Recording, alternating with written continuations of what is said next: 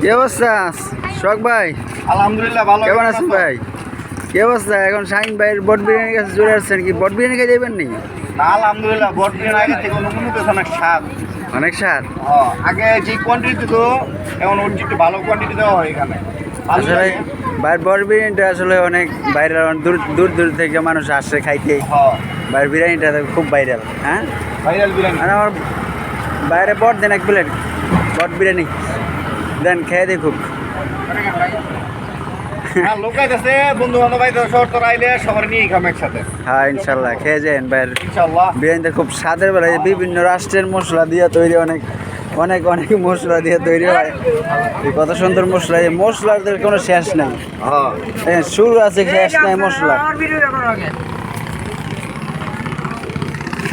হ্যাঁ, আপনারা চলে আসবেন ইনশাল্লাহ ডিগ্রি চর বুদাঘাট, লোকেশনটা বলে দেই কাশীপুর ডিগ্রি চর ফেরিঘাট।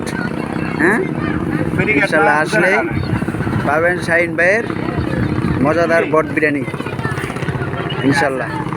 এই যে অনেক কাস্টমার, অনেক দূর দূর থেকে মানুষ আসে খাইতে।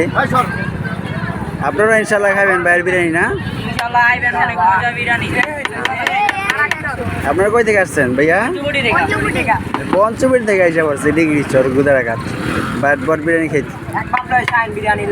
হ্যাঁ ইনশাল্লাহ। ইনশাল্লাহ।